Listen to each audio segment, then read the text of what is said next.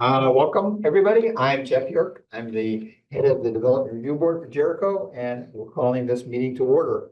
We'll start off by reading the agenda, talking about some rules, and then go over some interested party rules, and we'll swear everybody in. The items we have to discuss today are request to the DRB by the town of Jericho for an additional use review for the town garage at 508 Browns Trace, which is currently in open space zoning district. So this is a conditional use for the open space zoning. The second item we have is a request to the DRB by VRME for a preliminary final plat review for an 8-lot major residential subdivision PUD, including open space lot. This is located at 91 Governor Peck Road in the rural agricultural residential zoning district. And we have some minutes to approve from November 13th, and then we'll join the meeting and go into deliberative session. So go back to talking as the agenda, we'll talk about the rules of procedure. These proceedings will be conducted in an orderly manner consistent with the DRB's rules of procedure. Written copies of the procedure are available, but we'll walk you through the process. You don't need a copy to participate. We'll start by requesting disclosure of any conflict of interest or ex parte communication from board members for the items that we're discussing tonight. No. Okay, thank you. Then I'm going to read the information on interested persons. Interested persons is a definition under Vermont law, which we need to make sure everybody understands in terms of appeals of anything that might happen tonight. Interested persons are the applicant, or if the applicant doesn't own the property, the person owning title to the property. Any person owning or occupying property in the immediate neighborhood of a property that is the subject of any decision or act who can demonstrate a physical or environmental impact on their interest under the criteria reviewed, and who alleges that the decision or act, if confirmed, will violate the municipal plan or bylaw. And then any 10 persons, voters or landowners, who by signed petition to the DRB allege that the decision, if confirmed, will violate the municipal plan or bylaw. They must designate one person.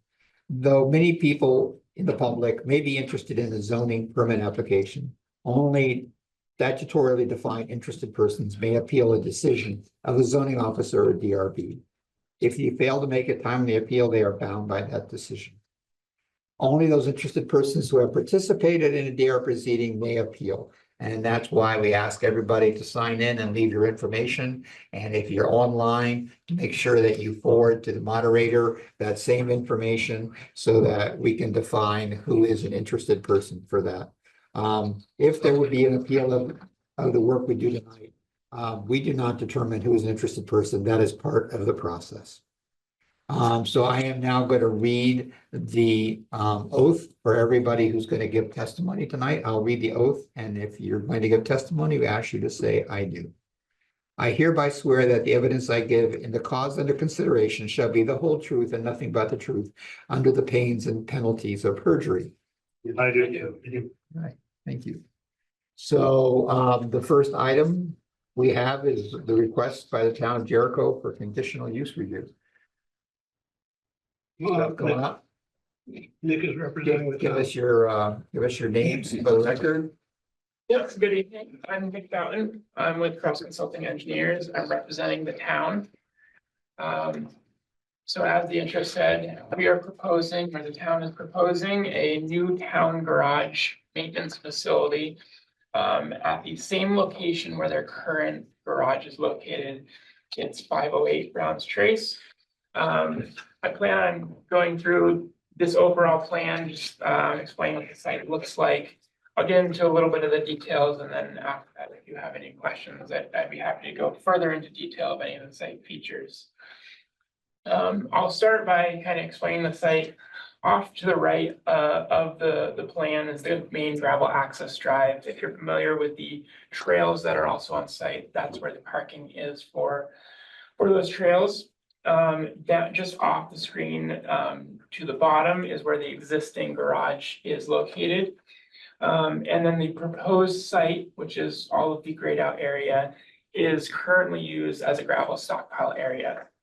So we tried to site this in a way to minimize tree clearing and any impact on the natural surroundings, while also Where's the current garage?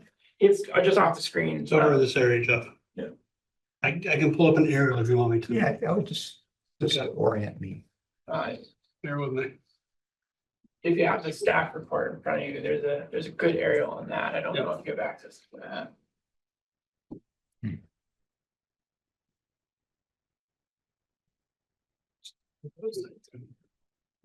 Only this Yes. computer doesn't import a lot. So basically, I can get up and kind of walk through that. So this is the gravel access drive coming in. This is that parking area for the trail system.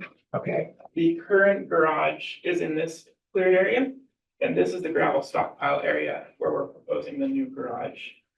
So instead of up the road to the left, up the road to the right, shielded by this wooded area. okay, thank you. And the blue there is the solar farm? Correct, yeah.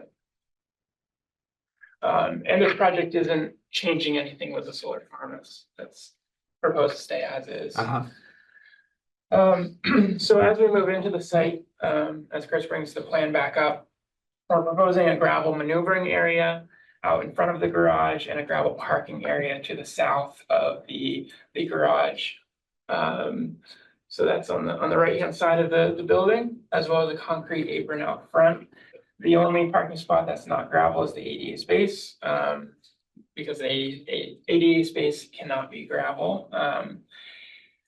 All new utilities will be located underground and come off of the existing utility pole on site, where the current garage has their utility service from.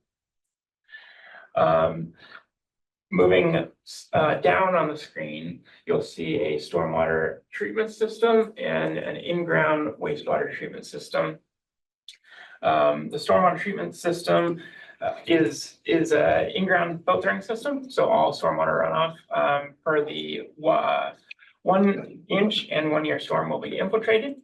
The 10-year storm and the 100-year storm have been accommodated by that system, where some infiltrates and some runs off into the existing stormwater system on site, which is part of the solar project.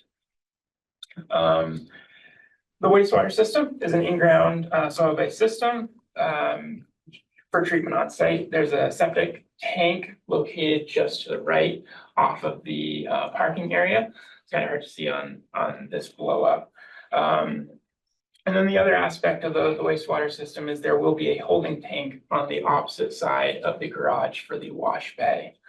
So the garage itself, it will have 1 wash bay, multiple overhead door bays for truck storage and maintenance. And then on the far right-hand side by the parking, there will be some office space and workshop space.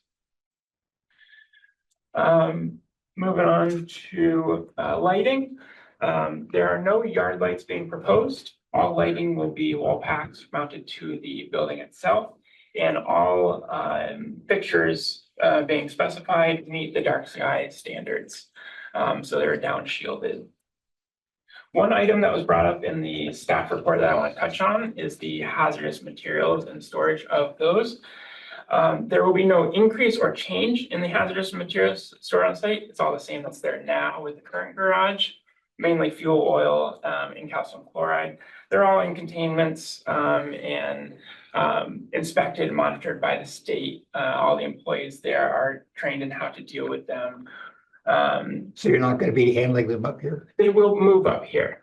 But the amount and what's being stored is the same as what's there now. The processes will all be the same. And the employees there are trained to work with them and store them, meeting the state standards. There are some other smaller items that will be in cabinets, flame-proof cabinets. And all of that's yearly inspected and maintained. There are no new pedestrian facilities being proposed. That was brought up in the staff report, but the property itself does have the large trail system on it.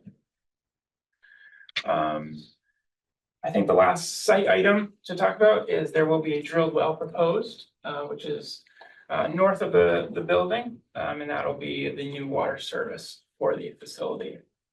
I'll quickly touch on some of the state permits we're working through. Are you on top of the old trash pile? No, that is where the solar farm is. So this was just pasture. Yeah, it's pasture wood. And then where are you moving the gravel that's stored there now to? I believe most of it's already been moved, Chris, if I'm not mistaken, in the site area, but it's gonna be moved. In this area, in- Jeff. Yeah, to the southwest. So they've got the highway department's got different number gravel, 3, 5, different stone material used as well as salt and sand combined. Mhm. So they've got multiple areas where they've got stockpiles. So basically, it's any place that it currently in this area holds it, as well as this area. There's no expansion for material storage. Okay, Will the existing facility be demolished and removed? It's to remain as storage. Just a covered storage area, storage building.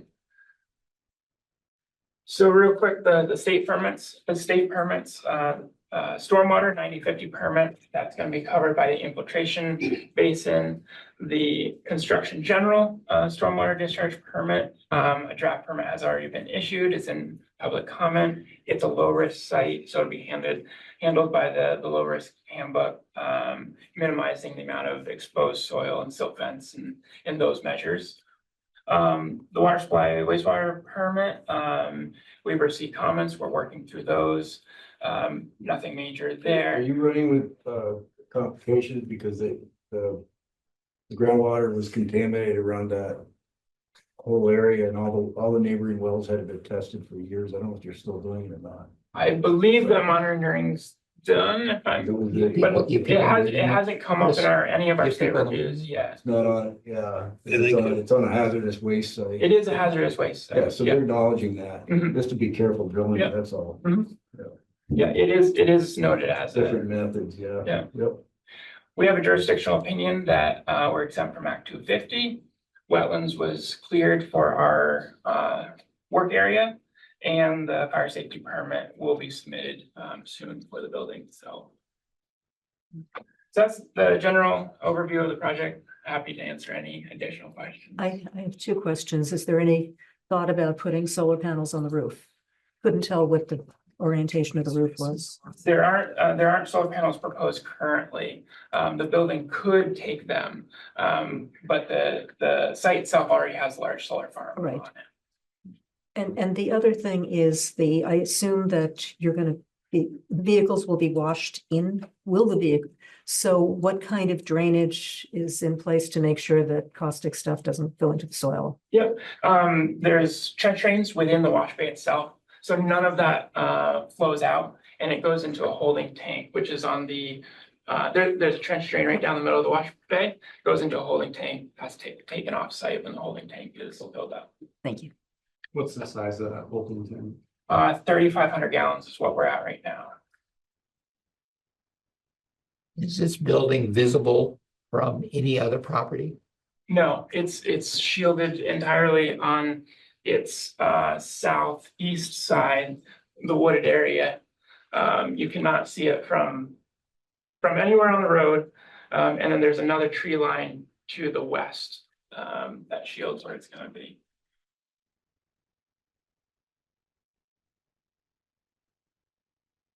What use what use are you requesting? Town municipal garage would be the Not a use. It is. Oh. Yes, it is. Basically, the planning commission approved the zone change.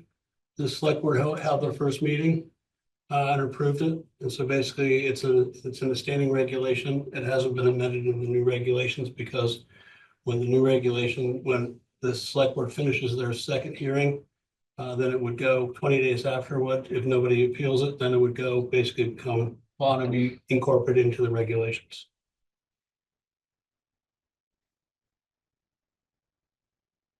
It is. Not in your book right now. That's true. But if it's not. You're asking us to, okay, never mind. So you're asking us to approve a conditional use that is not in the regulations that we have in front of us. The regulation, You're asking us to approve a conditional use that's been approved by the select board. right? And they're the ones that I want to be are, clear that what we're approving, and they're the ones that approve it. because I couldn't find this use in the regulations. That's why Okay, it's in there now. it's not in the documents in front of us. It's been approved by the select board. It's not in the zoning regulations, Okay, great. in your old outdated zoning regulations. The ones given to me by you. Yes. Okay. All right, thank you. Do we have any more questions from the board? Open up to any public comments, any public questions? See if Anybody online I then? think there was someone. anybody online has a question, you need to raise your hand, please. Nope.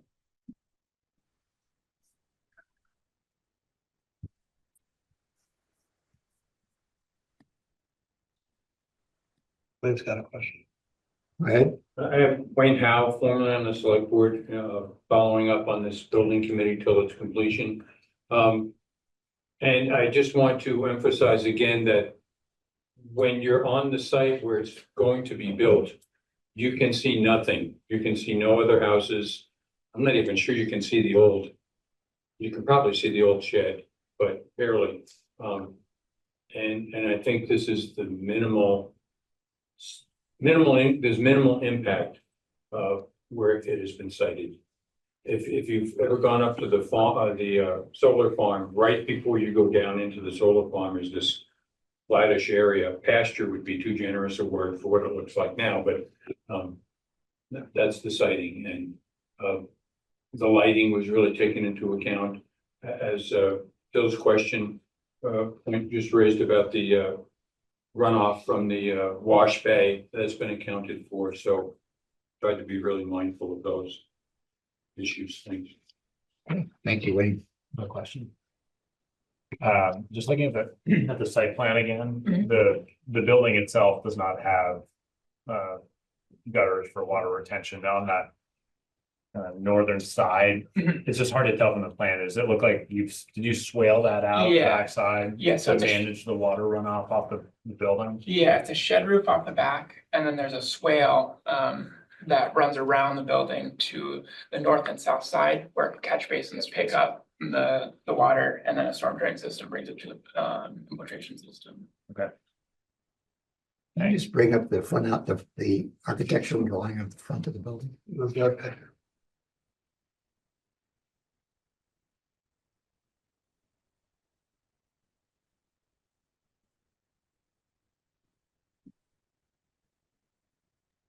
Pretty practical design, huh? Okay, thank you.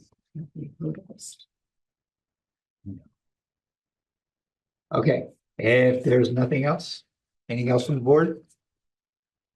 Okay, No. thank you very much. Watch, I don't know if anybody in the public, I can't seem to. I think Pete Davis had a Oh. question. Sorry. So if you have a question, please unmute yourself and introduce yourself. Hi, my name's Pete Davis, the chair of the Mobs Farm Committee, and just wanted to acclimate myself to the map that was up on the screen earlier. It looks like the red triangular blob in the middle of the map is the old Comcast building. Whether that, yeah, so that would probably be the old Comcast building, which basically is the building is sited downslope. The access to that Comcast building is not changed. Thank you. One quick question. I'm not sure if this is germane to this evening's conversation, but there's been a proposal by the Vermont Equestrian Group to improve the access into that parking lot. I don't know if you can throw that screen of the. No, that's not in front of the board. Okay. So it won't be discussed or considered. So thank you. Okay. Thank you very much. Yep. Tom?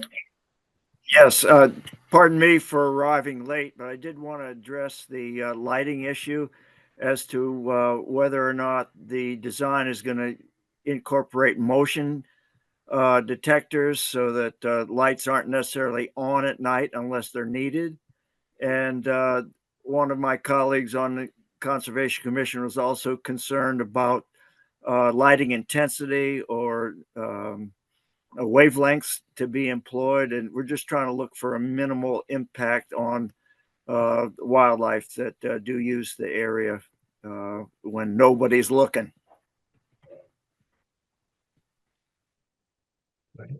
Yeah, so it's, as I mentioned, there's no yard lighting or light poles being proposed. They're all building packs that meet the dark sky requirements.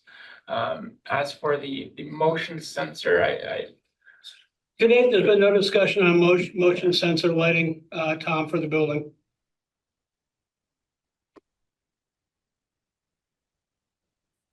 Hey, can you hear me? Okay, thank you. Yep. Can we just go back to the parking lot and for the building and just to talk about what's going to be illuminated? So the wall packs on the building itself will illuminate essentially the concrete apron around through the gravel parking area, the immediate vicinity of the building itself. That where the cursor is going. Okay, so it's just We downcast don't lighting see the screen building share. onto the concrete apron in the parking area. Okay. That gravel maneuvering won't have floodlights or anything. Okay, So this area here, please. Sorry about that. and just the concrete apron is going to be lit. Right here. Are you okay, Tom? Yes. All right.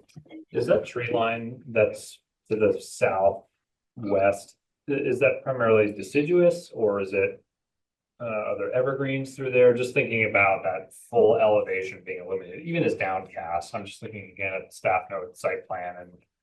You know, with the residents, there's a property across that line, just being sensitive to just this wall of light.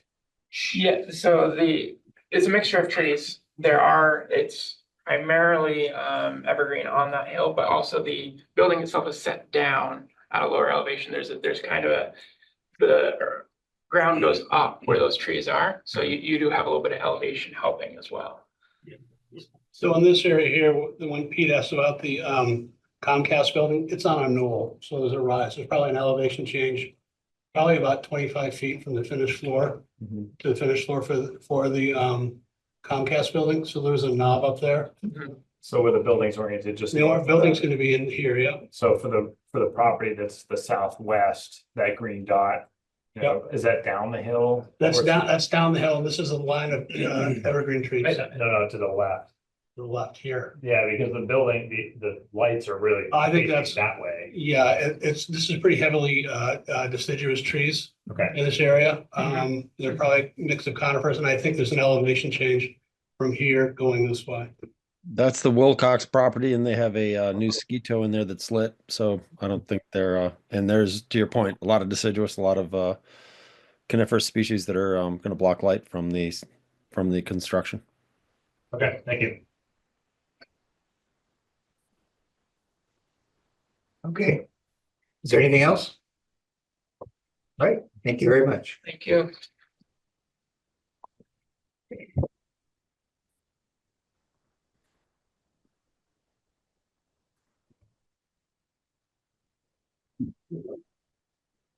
Thanks, Luke. Thank you. So the next item we have is a request for the DRB for VR Med T4 for preliminary final plat review of an 8-lot major residential subdivision. As we discussed earlier, you want to give a little intro as to where we are on this one, Chris? So the applicant came in front of the board, excuse me, in 2023, where they received a preliminary approval for a similar project, but a larger phased conceptual project that received preliminary approval. The regulations basically state that a final approval needs to be submitted within 12 months or an extension granted. Those things didn't happen, so the applicant's required to refile for preliminary. The applicant has refiled his application for essentially an 8-lot residential PUD with an open space lot that has restricted open space within the lot. And I don't know what plans you want to start with. I think we could call up the natural overlay plan. And yeah, that's a good one. Yeah. Exhibit 10. It's probably. Give me a second. We have a large version of that, so there. Introduction. Yeah, can you introduce yourselves? Absolutely. Of course, I'm Joe Green. I am with VRMT4. This is John Grenier with Grenier Consulting Engineer. He's our civil engineer, and AJ LaRosa with MSK Attorneys. Just let me know when you want us to kick it off. What's that? Anytime you, I don't know. You good? Yeah, Okay. I've got it up there, so you guys don't want to make the presentation. All right, so- No, it's great to start with. So thank you for considering this. We appreciate the diligence. We know you worked on a project in 2023. We're here for 8 new residential lots on a 134 acre parcel, roughly 134 acre parcel. This is PUD. The project reserves over 70 acres of space as open space on a large lot A. The applicant has, after it saw you last in your preliminary decision, instructed the applicant to get all of its required state permits, wastewater, stormwater, and wetlands. It did that. It took longer than a year, and so that deadline was missed, so we're back now. The state has issued a stormwater permit, a 90/50 permit. It has issued a 90/20 general construction erosion permit. The state wetlands office has reviewed the project and issued a wetlands permit. There are 0 wetlands impacts. There are 20,000 square feet of buffer impacts that were found to be inevitable that the state has approved. There is also a wastewater permit and water supply permit issued for all of the lots. They will be on individual septic and wells. The site is heavily forested. The open space will be conserved in perpetuity to be forested lands. That is reflected in deeds, in the permits, and the HOA covenants. The road you see is to follow an existing logging road that is being improved to B71 standards. We're happy to go wherever you want to go with this one. We know there's a lot in front of you. We appreciate it. You have in front of you the natural resources overlay. There are 3 natural resources districts at issue here. I apologize if I get one of them wrong all the time. I call it the wrong thing. You have the wetlands, you have the riparian buffer, you have the forested riparian buffer. Did I get that right? Yep. And there is also a wildlife crossing, which is marked in purple. The road uses the existing cut. There is no clearing at all proposed along the road. There is there's minimal clearing at the road opening to accommodate the apron proposed. But other than that, that is an existing cut. There's no clearing. That's wetland, that's riparian, and that's being left in its natural state in perpetuity. The forested riparian habitat is only impacted. It's what you see in green that runs along the property. There are 5,000 feet plus or minus of impacts on lot 8 for a stormwater pond and a driveway. Other than that, it is left in its natural state to be left in its natural state. That's 5,000 out of several 100,000 feet of impacts to that. We have an Act 250 JO for the project, and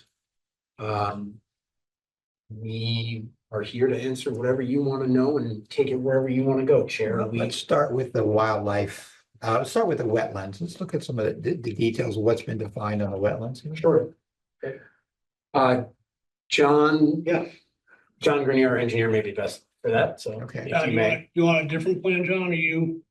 This is fine, unless it's too busy for everyone. The wetland is shown in kind of dotted hatching, and then a 50-foot buffer is shown in the red Do you have anything- diagonal. do you have anything clear that's just Yeah, got let's the see. wetlands piece on it? Oh, no, did I just kill the hearing? All right. Oops. Whoops. No, they're still there. I mean, give me one second, let me get. the- You could go to the C1 plan 009.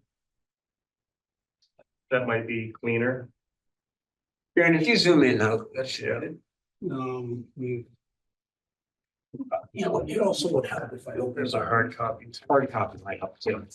We have For the people people online. online, they can't see. No, I know, but. That's the survey. That's the survey. We were looking at, maybe the construction. That will work if There you you go. want. That should do it. So if I can stand up, is that helpful? Yeah. Yes, sir. Chairman. Absolutely. I want to help. Start with this plan. Everything you see that has a red kind of indicated around the edge is a class 2 wetland. We've been over the site multiple times with the state of Vermont. Had it approved the delineation. This is the entire wetlands on the entire tract. So every single piece of this lot has been looked at, reviewed, and approved by the state of Vermont. We are not crossing any wetlands. We have no wetland direct impacts. We have some buffer impact for the construction of the road. In both there, we're being circled and along the edge here, because we are using the existing logging road and upgrading it to a development road. We're not venturing off into the forest and creating a new road in the wetland areas. We're up on the hill here where it's flatter. We leave the logging road in one small stretch. So we have really covered every square inch of this wetland. We have mapped it. We have a permit for our buffer impacts. The buffer is the red zone. Exactly. the That's buffer. right, that's right. Red stripe diagonal is the buffer. So we touched that buffer in a few spots. This dark green area is an area of protection that we are showing the state of Vermont and have in our deed as trade or in conformance with the wetland program. They asked for the buffer impact if we would do a conservation of the wetland, and we said, absolutely, it's in our open space anyway. So that's why there's that extra green shading on top of the wetlands. So it's just an extra layer of protection that the state of Vermont wanted to see. We've worked really hard to move stormwater, roads, building envelopes, septic, drilled wells, and everything outside of any wetland buffer at all. And you can see that as you follow the road, we curve around the red, come through, come here, end at our cul-de-sac. We have lots around, but we have no wetland buffer impact in those areas. It's just for the access road to follow the existing path, which is the least impact to the entire site. Happy to answer more questions. What I think is that's an one- overview. How are you gonna control, the lot to the left? I think it's lot 8. Money. I mean, that's really close to the buffer. so- Yep. Well, Is that just like construction impact or like, humans walking around in it? Is that impact? all of, too? so what we have is, you're not supposed to clear inside a wetland buffer. And so that's why we've set the clearing limits outside that buffer. So the permit that they get from the town will have a map, and the map will say you're only allowed to clear what's shown on this map. And so by the permitting, they'd be violating the wetlands permit, they'd be violating the town permit if they cleared into those areas. So those are protections. We've also set the building zone outside that wetland buffer. So they can only legally build in the BZ that's shown. For example, it's a little hard to see, but that's a BZ. Yep. So they're only allowed to build inside here. They're not allowed to go out here. The septic can only be built in a location it's shown by permit. You can't just decide to slide it over here. Same with stormwater pond, same with their drilled well. Are So those- all these permits line up and say you have to build it where we show it. Are those buffers gonna be marked during construction? Is there gonna be like a? On the erosion control set of plans, we show silt fence and limits of disturbance that mark where you're only allowed to go. So you're not allowed to venture off into a wetland buffer either. You thought in the watershed management division is actually tacking on like 10 feet to the buffer. Yeah, lately. yeah, they've been adding a little, yeah, by the A. Because somebody shows a building tied to the buffer, it can't theoretically be built. We did show them the envelopes. So you've been seeing that too. So you Yeah, did that. I've seen that too. You did that. Yeah, We don't have any construction that close to the buffer, well, that's why I because asked. we show right there, that's the edge of the 50-foot right of way. Right. So that's not the edge of our road. So yeah, Shannon Morrison's been adding on Looking real 10 feet here and there and stuff. Yeah. We got that nailed. Yeah. That's a good question. What is the, I deal with it. what is the blue hatched on the left? That is a 50-foot stream buffer. That's like a state So on requirement. the right there, it's red and then goes to blue. So Yeah, it's because that road wetlands. switches from a stream to a wetland. Yeah, and the Oh. blue is demarked on your natural resource plan now. The red is what we have further delineated Uh-huh. with the state wetlands program. So what was represented was actually shy of what they ended up Yeah. mapping. It turns out in some cases, both streams and wetlands overlaid each other. So there's a 50-foot buffer on both. Where's the biggest impact to the wetland buffer? Was it on the road? Yeah, the corner of the road right there. It's a little hard to see, but the numbers are written out. There's some purple shading right here. Yeah. And I can't slide the road over further because I'm cutting her into a steep bank. And I'm actually on the old road bed. So talking to the state, they're like, we already have impact. You do need some more impact because you need to widen the road a little bit and provide some sloping and some ditching. So we're happy that you're doing it here because there's already impact. Minimize the impact as best you can. And so we tweaked the design, slid things over as best we could, both here and then at the beginning of the road. We also have an existing curb cut. So I'm gonna go find another curb cut, which would have more wetland and actually more buffer impact. We're keeping it in the same corridor, just widening it. And What so was the total size, John, of those buffer impacts roughly? I think it's 7,000, sorry. Overall, Yeah, That was more than that, because we it's got. 20,000 overall. I meant just those two, but anyway, say it was 20,000. So that was one of the reasons why we That's a set 7, 10 that's a acres 7, that's a aside 12. as a, I don't know what they call it, a trade-off, so it's a mitigation plan. We set 10 acres aside to help offset the 20,000 half acre impact. about 28,000 square feet. Chris, do we have to do conditional use? That's part, yeah, that's part, 6.4.5.2 says any work, we can allow it, but yeah, so that's part of the review process. It's noted in the staff. today? notes. Today, Are we hearing that today or? that's part of the application. Part of the Is it application. conditional? Okay, I thought it was just. What they apply for, basically, all the like, section 6, the overlay district, that applies to the application, same with conditional use, things along those lines. So it all ties together that way. So you It got. doesn't have to specifically be notated in the warning, because the nature of the application requires it. Gotcha. So just to finalize and reiterate, we do not have any wetland impact. It's just buffer. Right. It says buffer or wet, but in the. It's while we're looking at this, I just want to. Yeah. Just clarify, because just at the hearing. In April, I think of last year, I just recall that on that neighboring property at the time, John, there was shown potential wetlands on that side of the road. Has it been confirmed now by Rose and by the state that there's in fact no impact on that neighboring property, right? I just show wetlands and buffers on our property because that's where we aren't allowed to go on this neighborhood property. This is the edge of the buffer. We're not touching it. Where we do touch this buffer is where the stream and wetland turn, go under Governor Peck, and then the buffer ends up kind of coming over onto our land here. And then there's a wetland here, and they kind of cross each other like that. There is wetland on this property, so we're not doing any work on that property and have no representation of that, so we didn't show that. But that wouldn't have any impact on the road since it's right on the property line. No, well, I did show a little bit, that red dotted line, Yeah. dash dot, that is the buffer, and so you can see we're not touching it. It's starting to move away from. Yeah. If it came close and it overshadowed onto our property and we touched it, we would have to mitigate that. That's just what I want to make sure, because Yeah, I 100%. remember seeing it before and it's not there. Just wanted to make sure that was. Yeah, the previous mapping was some field survey, but then also the state overlay, and this is like field surveyed every inch. So this is as definitive a map as there is. What is all that lines up there at the exit? What is going on up there? So that's the access entry. And the access entry has a section of pretty flat road and then it starts up a hill. And it's mostly uphill all the way to the first corner. And so the best place to put a stormwater pond is at the bottom of the hill. So you collect all the water from that road and treat it. That's what all those lines. So we have a road, and right next to it, we have a pond adjacent. Okay. It's a gravel wetland. Yeah, gravel wetland. Uh-huh.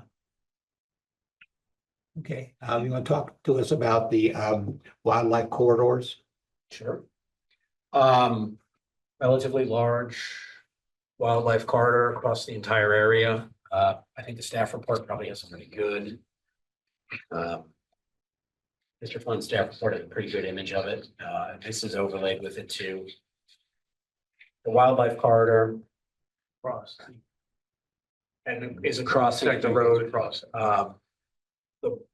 There's no additional clearing on the road. There's no proposed clearing on the road. Over 90% of what's shown as wildlife crossing is preserved, if I'm looking at that map appropriately. The only impacts are far up hill. Everything essentially from the edge of those building envelopes outward towards the road is conserved open space to preserve the wildlife corridor. There's also the limits of clearing imposed on the project overall. Each lot is limited to 1/2 acre of clearing. That is something this board discussed in 2023 that's been carried forward. So I'm just trying to get a map of the wildlife corridors. So it's a wildlife crossing. I can pull up the stats. yes. You had The nature of the wildlife crossing, and you want me to pull up my staff notes? if you don't mind. You got somebody coming in. And that natural overlay, exhibit 10 shows it really well too, so you can see You it. want to go to 10 instead? Yeah, I think it just comes out as a bold, very bold purple. Yeah, that's it, right. So everything in purple is called the wildlife crossing. It's not referred to as a corridor, it's a crossing overlay district. Which basically means we can't build a fence over 4 foot tall for any continuous length to prevent wildlife from crossing. And that no issue with that whatsoever. Right.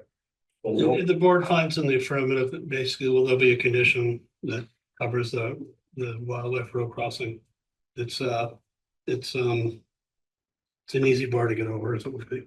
Okay. Literally. Yes. The one question I had.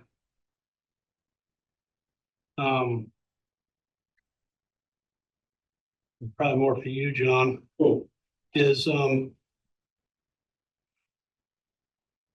I didn't really see it within the road profile, but we end up having this cut and fill in this area. Yes, sir. If we can just get some basically slope grades for that. I mean, there's certain things within public works. And I wasn't able to find it. If it is someplace, if you just want to call it out, that'd be great. I brought a paper copy of the full road profile and I'm happy to leave it with you. I've got, if that was in the original submission, that's fine. If it was in there, I didn't pick it up. Yeah. I looked at the profile and everything with regards to it being 10%, but I didn't see the for slope analysis. For the cut and fill. Yeah, John, do you want to also go through that? Where the slopes are, where the impacts are? Yeah, I'm happy to. I don't know if you want to pull that up or we're gonna hold up the plan, whatever's easiest for everybody. Well, you can hold up or call up the exhibit so that the people on screen can see it, but Hold on. I think you might be still sharing. Make no? that person. Got someone who wants to come in. Exhibit 12 is the best plan to show that. Go on exhibit 12. Yeah, road profile 0 to 13.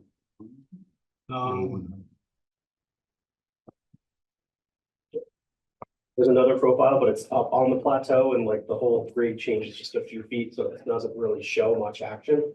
Right, This so is where the majority of the work is to be done. right, I agree that this meets the regulations. What I was looking for is, the slope where you cut and fill on the corner? Yes, sir. Yeah, so we're looking at, I think the public works calls for 3-on-1 or 4-on-1 or whatever it may be. So So you'd have to zoom into the plan to see that. It's a 3-on-1 side slope. okay. Well, there's so much, What's that, what was that grade you just showed us? What was A that? 3 on one side. No, what was you showed us the slope of the road, right? Right, So we don't don't exceed, exceed 10% anywhere on the road. That slope, that's 10% right there? it's It's about actually 9. 9.98. It's exaggerated because of the scale to make it fit on a piece of paper.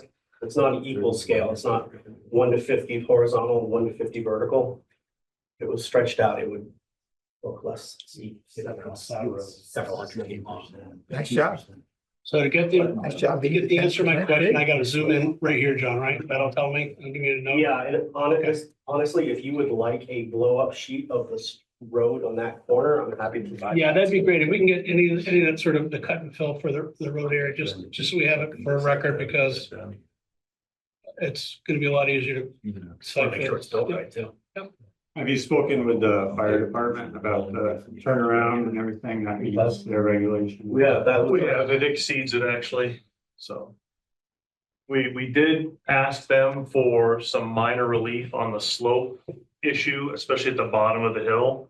Because in order to meet the less than 10%, it means a lot more impact that we thought wasn't necessary, but to go to 11%, it would reduce the impact, and they lovingly refused, so. We met 10%, and it just means a little bit more development on that bottom of the slope. But the cul-de-sac exceeds their minimum. And obviously, we're building to the road minimum standard, which is also a question of controversy for us because the town spec calls for a 24-foot wide minimum road, and the fire department spec calls for a 22-foot minimum wide road. So obviously, we'd love to build a 22-foot wide road and meet the standard. We've designed and engineered around 24 feet, but to that regard, obviously, with a small, what I'm calling a small residential neighborhood, and Governor Peck Road itself is 22 feet wide. The thought that this road could be 22 foot wide seemed to be reasonable, but as shown, it's 24 feet. Everything's been engineered to 24 feet. If we could get that relief to 22 feet, I think that would be certainly, we'd be grateful for that.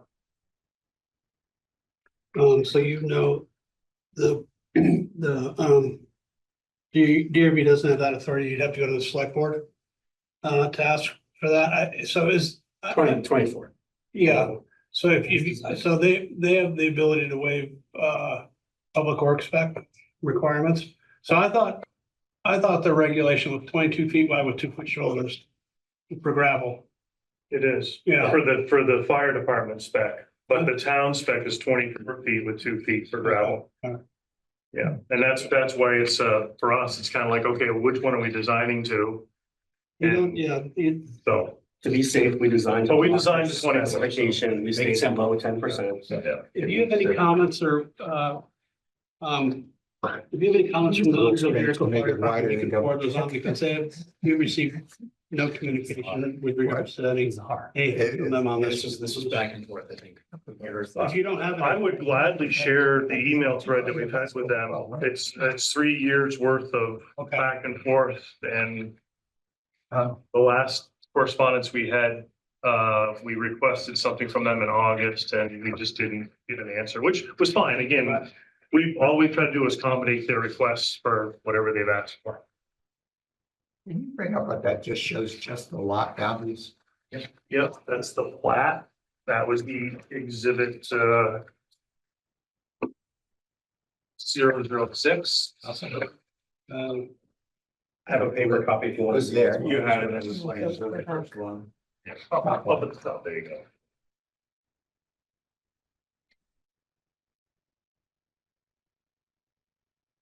Do you want me to zoom in, Jeff, or? Well, I just want to see the 8 lots. Yep, sure. So. Point them out, walk down to it. Lot 1. Don't just kind of point to the boundaries, John, with your finger, just so, or Chris has got it with his cursor. Lot 1, it's got this football shape here. This is common land. Yep. Lot 2 is here. This is common land connected through here. Lot 3 is right here. Hand up. You go further out the main development road, that's bordered by this 50-foot right of way all the way to the end. Lot 4 Across the road, lot 5. Next to lot 4, lot 6, lot 7, lot 8 at the end. So you have 8 lots plus all the common land is on a 9th lot? Correct. That's the original lot, yeah, so it's 8 new residential So a lots. total of 9 lots. And, Total. but the sections that are set to be reserved for future development, those are not lots? No, because they're melded into the overall remaining lands. So those are not cut off lots. So lot 2 and 3 have a shared driveway. They do here, yep. And part of this was dictated by natural resources, part of it was dictated by locations, part of it was dictated by the desire to sort of screen lots from one another, part of it was dictated by where the road would easily be connected at first. Part of it was dictated trying to screen, create a lot of tree cover and screening overall between lots at this point.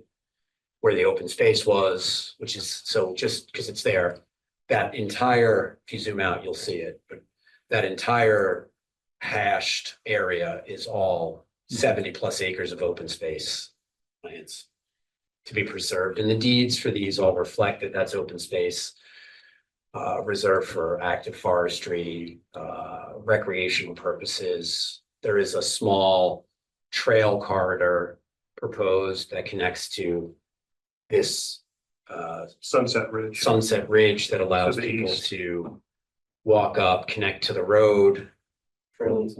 and then connect to the road, and then up where the open space hits the road, there's an existing marginally unimproved logging road that people can walk and cross-country ski and do whatever they do on those things all over. And I think the members that were here before recognize this plan hasn't changed other than maybe tweaking a boundary line 2 feet right or left, but this is the same conceptual plan that we have presented in the past.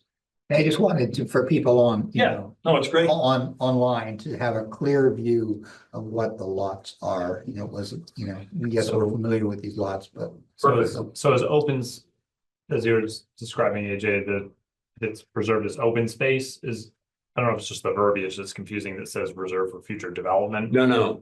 So the reserve for future development areas do not overlap the open space lands at all I whatsoever. just want to be clear. It's just part of one lot. Yeah, Okay. that's exactly right. The only thing that's reserved as open space is the hatched. Other areas that are reserved for future development aren't hatched. Just want to be clear about Does that. that old logging road continue off your property? Yes. Well, which one? Yeah, good question. There's the lower one that runs parallel to Governor Peck Road. Yes, it runs contiguous to Richmond, Starts the right Richmond here, border. weaves through the property. It actually goes, this is the. Yeah, town it's the line. one that's off that. Yep. Entrance. Yeah, And that's not, there's nothing changing with that. John, you mentioned, is this for the proposed road, is it a 50-foot right of way or 60-foot right of way? It's 50. I believe. Okay. I should know the answer to that. Well, the Public Works calls for 60. I mean, so if you're gonna get a select board for relief, then I don't think it's gonna be a big deal one way or another. I just want to get that for the record Public Works is 60. for a public road.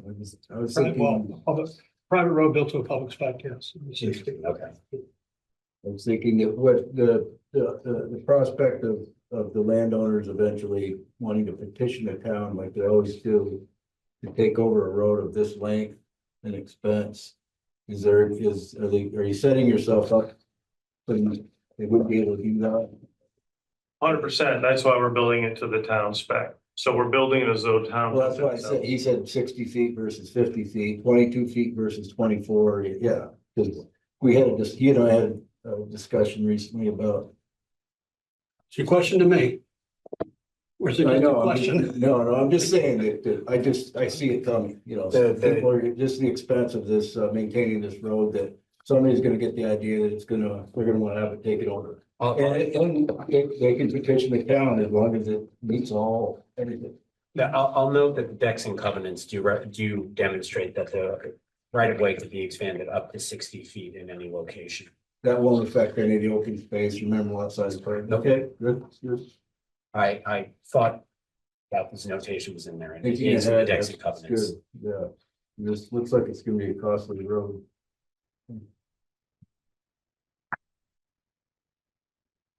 I gotta say, I've been on the board for a long time. and I've never seen anybody have to go through as much to snake through property and do a development. Well, part of it, You guys honestly, have done- part of You guys have done quite a job. Part of it is meeting the- all those wetland requirements and, you know, all the rules. I really appreciate, I know it's been a long process, but you guys. have done Part of quite it a is job. dictated too by where that existing logging road is, you know? You tried to follow that, which is why it snakes through that way and stay off, you know, there's, all the houses are proposed, the building zones are generally on flat terrain, they don't impact steep slopes.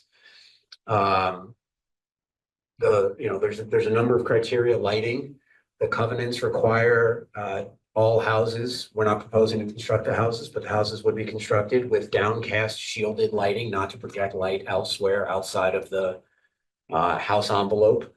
No street lighting. No street lighting, landscaping, the goal is to preserve tree cover. The tree cover is on the plans, would be, the plans being binding. You know, the tree cover is extensive, and the goal is to make it feel like you're living in the woods. And that was how it was designed to be accommodated and how it was designed to be proposed. That was a stupid sentence. It's all right. Sorry about that. Well, and also, I don't think it's lost on anybody that, as we said, it's 133 acres. And with this proposed 8-lot development, the road, the stormwater management system, development all in, it impacts 8 acres of land. So that's kind of putting it into perspective in terms of what this is generating for overall impact. And a lot of that is existing impact in terms of the curb cut exists, the logging road exists. So in general, we've really made a concerted effort to try to minimize impact to this property because we care about it probably as much, if not more than Pretty everybody. obvious. You guys have done a lot of work. So we have more questions from the board? Yeah, intentions to build the entire road before conveying any lots. We don't know yet. I mean, obviously, just like you said, it's an expensive road. And depending on what the market bears, I mean, obviously, we want to sell lots and that we're not building any houses. We're not developing houses. We're just selling lots. So there's a good chance that we're going to ask purchasers to be patient. And so if we can sell a few lots first, that would obviously help fund the construction of the beginning of the road. There's also some stormwater. We have to line up where the stormwater ponds have to go because you can't But how not build the certificate of stormwater. occupancy is granted for individual lots, like the first few lots, but with the road not being done. How do you do that, you know? Yeah, totally understand it, but it's our plan to build the whole thing. That's one of the reasons why we designed it that way and permitted that way, because again, if we don't have to go back and get multiple amendments from the state, we'd rather not do that. We'd rather get it permitted once and we'd rather plan to construct it all at once, but you know, everything is based on where the market is at the time, but with any luck, we'd love to build the whole thing at once. Right. I bet lots 3 and 8 go first. Well, can you would you be able to issue a certificate of occupancy for the first few lots without the rest of the road being done? How do you? It depends on the nature of the decision. Yeah, so we have to craft that, yeah. Yeah, if there's a decision in the affirmative, there's probably ways to get that crafted, and we did something similar with the Sharon PUD. Because they essentially, you never really finish a road until you've got all the heavy equipment off, Right. right? So, you know, if they sell lot 3 and 4 and 8, As long as you have emergency access during that Right. period. Y'all haven't been on Pine Street. You never finish the road. it's nice to keep up your taxes. Is this road being paved? No, It's gravel. unless the town wants to take it over and they don't want to pave it. No, it's proposed to be gravel. You pave it, Easily we'll take it. crossable, multiple places. The goal is to, you know, have it be a pretty usable, walkable, traversable, exitable gravel road. I read the detail on my rental car and it says, do not take on any dirt roads. I said. So the fine print, They sell that, they have that in Iceland. yeah. Any more questions from the board? Is there a homeowner association There's homeowners. Yeah, it will be, yes. documents. With this, I assume Because I- like shared maintenance Yeah, for I that didn't- driveway. Absolutely, yeah. It's been submitted. It's in the been posted. application. Oh, yeah, sorry, I missed Yeah. that. HOA declarations and covenants, Yeah. shared maintenance, And road the maintenance. deeds, yeah.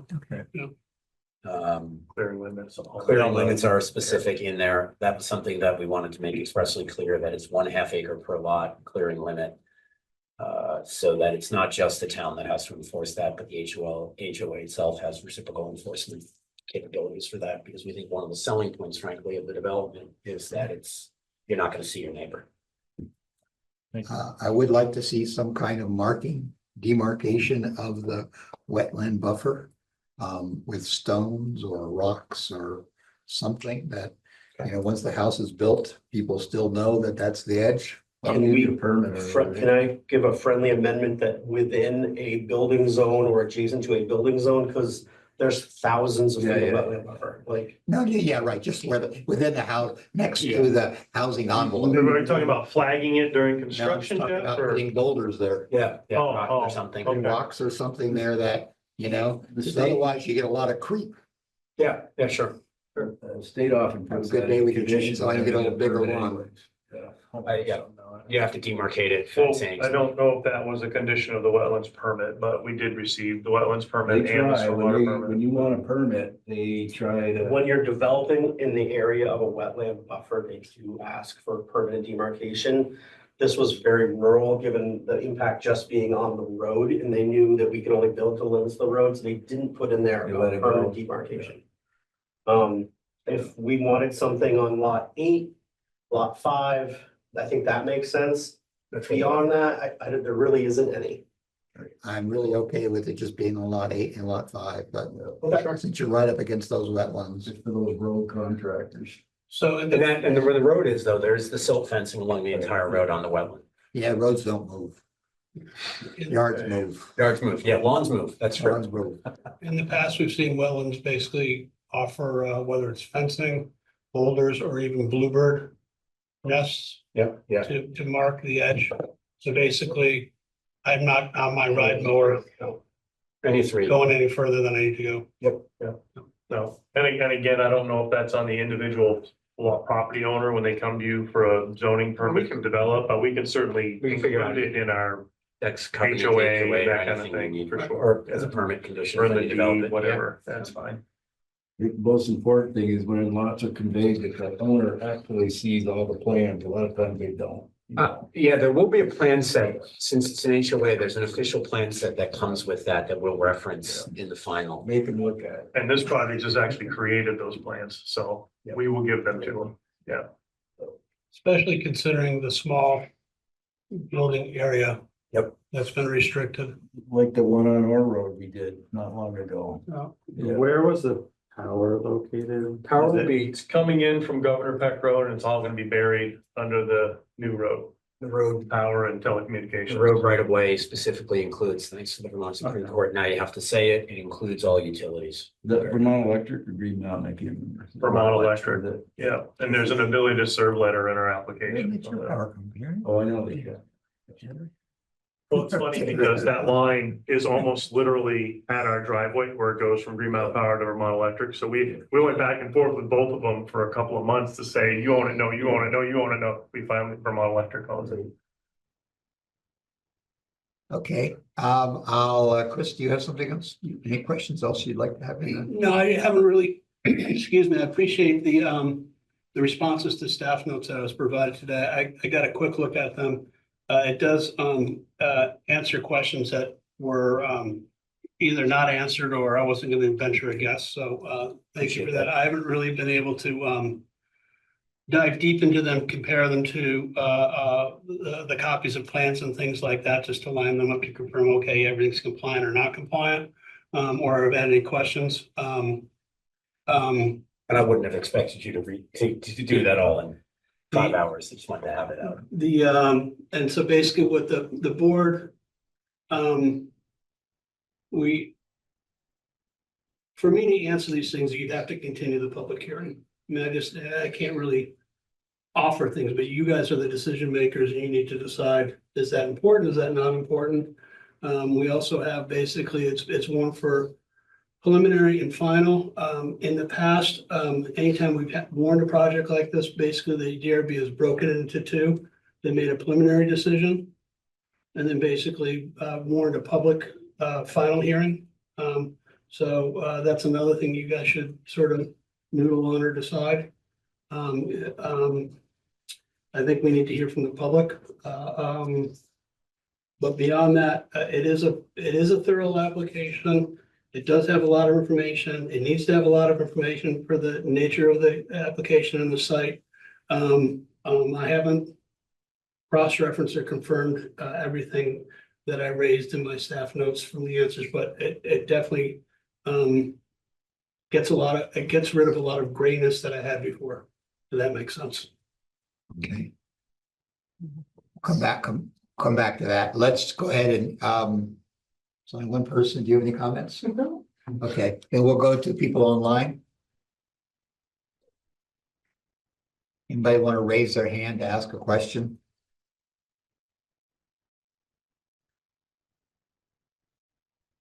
Oh, there's Tom Barrow. Gotta unmute yourself, Tom. Is that right? Yeah, that's right. Yeah, I didn't want to preempt any abutting landowners from speaking, but I did want to raise a couple of concerns. And I guess the first place to start is the culvert at the access point. Remind me of whether it was the current road foreman or the previous road foreman that has approved of the way the proposed Acorn Ridge meets Governor Peck. I'm happy to answer that. Yeah, I can jump in real quick, Tom, if you want. Go ahead. I believe it Yes. was Adam McGee who we met with. I don't know if he's former or current. But yeah, he's the one that we met with to get the curb cut permit a 3 years ago. Or 2 years ago, whatever it was. So a long time ago. Tom, I read your comment. I read your email comment about concern about aquatic habitat passage. And so we are not changing the mainstream culvert, which crosses under Governor Peck Road. We were requested by the foreman to essentially help provide some overflow relief should that culvert get inundated by putting a cross culvert under our driveway, but put our culvert elevation three or so feet above the invert of the main culvert. So the mainstream passage and aquatic fish passage and organism passage is maintained and provided by the culvert that goes under Governor Peck Road. Ours is there, so if there's a flood event, water could go down the side of the road safely and under our driveway rather than washing out Governor Peck Road or washing out our driveway. It's literally a safe gap. It's not the main channel. It's not there to provide main channel access and wildlife habitat. It's a favor to and a belt and suspenders request by the highway foreman to provide a little bit more emergency flow. We thought that was reasonable. There's no state permit required because we're not altering any stream channel. We're not narrowing or increasing the stream's capacity. And so we put it in there as a request by the local foreman, and it seemed reasonable, and it's not a problem for our design, and it causes no permitting issues. So it felt like a kind of a win-win. That sounds good to me, John and Joe. I appreciate you clarifying that point. And I guess the only other related concern would be how the combined specifications in the forest management plan and in the homeowners association covenants are going to reinforce the integrity of that riparian buffer along the road in terms of, I know you're going to have to do some disturbance. And of course, the stream itself is outside your boundary, although my map seemed to indicate the buffer to the stream does in places overlap where you have to manipulate soil to get your appropriate road slope and so forth. So I'm just hoping that in the final build out, there's some stipulation about how that steep slope going down toward the stream is going to be maintained. And the reason for that ask is that there have been other events in town in my 30 some years living here where people have gone ahead and made innocent or otherwise what was deemed non-invasive incursions to a forested stream buffer, and the resulting effect ends up causing quite a bit of damage. And a case in point is what happened on Fitzsimons Road just this past summer, right after the bridge that allows the residents of Fitzsimons to access their lands. Somebody cleared woodland on the stream edge and without any foresight about what hurricane remnant storm could cause. So I'm not trying to be an alarmist here. I just want to make sure that the covenants cover protecting the integrity of that forested riparian buffer along the road. Thank you. So, yeah, good points. Where we find that stream channels get compromised and riparian buffers get damaged is mostly during construction. And so that's why the state requires an erosion control and construction general permit to control sediment transport, steep slopes, and stability during construction. So we have that permit that requires that. So the first step is during construction, we have to follow that. Second step is we have a stormwater discharge permit that controls runoff from the site to appropriately design structures to slow that water down, filter it, and release it at a slower rate so that we don't cause damage to small on-site streams. And three, you brought it up yourself, where you see issues with ongoing maintenance and slope instability is when a large area of land is inadvertently cleared. The clearing limits on this development are very tight. They're allowed along the road to build that road. And then each site has a house site with a relatively small clearing area. So there is no opportunity to open up large swaths of land, change the hydrology, change water flow that will cause these slopes, instability, landslides, etc. Because the erosion control permit's in place, the stormwater discharge permit's in place, the local zoning permit doesn't allow clearing outside the limits shown on the plan, and the HOA is to follow all permits. So that's about belt, suspenders, and 2 extra pairs of suspenders. We actually call it out specifically because of some of the discussion in the preliminary plat, the last preliminary plat, grading and drainage. The grading and drainage patterns on any lot in the development cannot be altered and must be in conformity. So it's actually a deed covenant as well. So no one can say, oh, I didn't know. It's quite literally in their chain of title and enforceable. Okay, thank you very much. Anything Yeah, else? that's certainly reassuring. I appreciate your attention to that. Thank you. All right, thanks. Any other raised hands there? Ellis. Ellis? Ellis, you need to unmute, introduce yourself, please. I think I did. Can you hear me? Yes. Okay, thanks. Yes, I live on Sunset Ridge nearby. And I just wanted to reiterate what Tom was saying about riparian zones. And again, I think from just, not knowing better, people will tend to clear near a stream because they want to see the pretty stream. But then there's like huge destruction. And as Tom was saying, along Fitzsimons Road there was a field that was cleared right up to the edge of the stream, and 100 feet of the field was lost. And I fish on that stream. I walked along there, and where the trees and brush were not cleared from the stream, the stream stayed in its channel, even though it was up by 6, 8, 10 feet during that rain event. So I guess you were talking about the HOA and the covenants.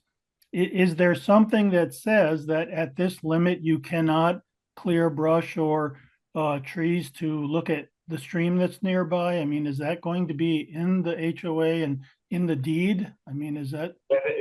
Well, one, it is in the permit and the permit reflects it.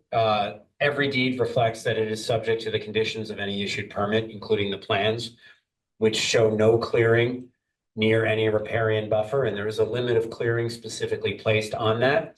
The deeds and the covenants do say also you're not allowed to clear in riparian buffers. Okay, excellent. Thank you. I guess I have one other question. You'd mentioned about access to Sunset Ridge. Where is that at? So it's on the south edge of what we're calling Lot 7. And it's a right of way that we have suggested as part of our discussion with multiple committees, including the Trails and Bicycle Committee, to help them with their bicycle trail network connectivity. Again, without any commitment, obviously, that Sunset Ridge will continue that. It's just our offer to provide a network capability for them. Okay, because I live there and I'm on quite a few committees and I've never heard of this because where I live, I look down and I see all your posted signs. So I didn't know that you wanted to be part of us, but that's nice. So will we be able to go down into that land also? That's the intent, Ellis, is to create a way for people from the public to be able to enjoy their network, which I'm not sure where the bike trails network is now, but it certainly provides access for people who want to hike and bike and things like that. Obviously responsibly within anybody's development, but that's the goal. Okay, all right. Well, hey, thank you very much. Do you have the information from Wayne? Do you have Mr. Ellis's information? I don't know. So can we have your name? Wayne. Mr. Ellis, can we have your full ID? Oh, what? Well, it's Wayne Ellis. I'm on a couple committees, Cemetery Committee, Conservation Committee, Commission. And what's your address? 24 Sunset Ridge. So I live on the hill. I look directly down at your development. So I'm right in the middle there. And I think it was named after the view of the sunset I get from my house. Okay, so you're on the other side of the road, okay? I'm on the east side. I'm off the east edge. Yeah. It keeps going uphill behind us. Okay, thank you. I think we had Mr. Villeneuve was looking to raise his hand. David, why don't you introduce yourself and ask your question?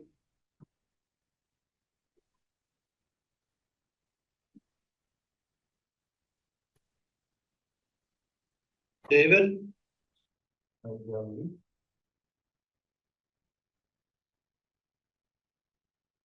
David, you there?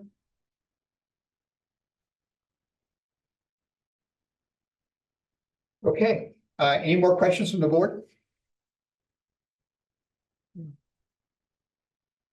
I'll tell you where I am. I'm not comfortable closing it until Chris has had a chance to see his, to spend some time with the responses. So I think we should continue until the next meeting so that Chris can have a chance to go through this. The next meeting would be, I think it's the January 22nd, I think. I don't have my calendar in front of me. That would be 2 weeks from today. Yeah. Yeah, the fourth Friday, 22nd. Is the board okay with that? Yeah, I agree. Yes. I agree.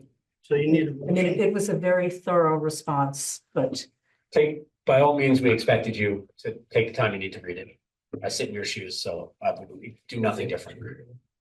22nd, 2 weeks. Because I'll make a motion to continue to the January 22nd. I'll make that motion. I will second that. Thank you. All in favor? Aye. Aye. Thank you. Okay, thank you very much. Thank you, folks. Thank you. Appreciate it. Thank you for all the work Stay that warm went out into there. that response. You're welcome. What I will Thank you. do is, I will look at the responses provided, and probably what I'll do is I'll just make a different color. Add to it, Sure. like confirming, not confirming, asking questions, whatever. That's fine. And so we'll get it to you hopefully, next week. That way there's plenty of time to respond to you. And, John, anything you got left for me? I'm gonna leave all these with you. Just organize. Yeah, just leave them right there then. Yeah, any of which you already have. Right. There was just a couple of drawings that Right. weren't in full format, so some of them might be redundant, but they haven't changed. No, They're to scale and in color. okay, Perfect, good. thank you. and obviously some of it, I think, is reflected by our conversation. Sure. Yeah. Yep. Which I, Yeah, no, that's perfect. Thank you. Thank you. thank you both.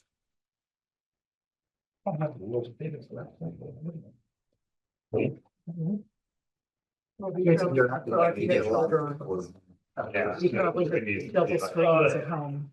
Believe it or not, I deal with this now. Seeing the screen. Yeah, we just can't put it on the screen anymore. It's too much. I just try to throw it on. My partner's a graphic artist. So, the next item we have is, go ahead. So the public knows this meeting is going to be continued till January 22nd, where we'll pick up again. So if you've just joined us or you have questions or you want to receive information, please contact me in the office. Otherwise, we will see you on the 22nd. We're going to take care of the last agenda item, that we'll be closing out the public hearing. Thank you. So we have a set of meetings minutes from October 13th. Chris and I found that it's really, we'll update it to 6.18 acres. One time it refers to it as 6.8. And the other refers to it as 6.1. We'll refer to that lot as 6.18. That's the one change we have. Other than that, if there's any other changes anybody had for the minute meetings? Can I have a motion to approve with that change? I'll make that motion. I'll second. All in favor? Aye. Aye. I have Okay. a quick question. You just said Yeah. October, but it actually says November on the agenda. I'm sorry. Okay, it's November. Yeah, so that's Thanks. another question. Thank you, Aaron. Sure.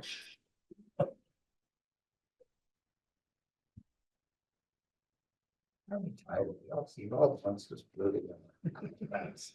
Okay. Okay, If I can ask the public to leave. Well, you need to adjourn. Let's adjourn and then we go. I'll make a motion to adjourn. Second. Second, Justin? No. Okay.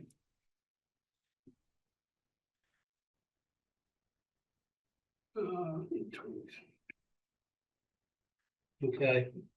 Is it all? Yeah. Oh, okay. Thank you, everybody. Please remove yourself or I will have to.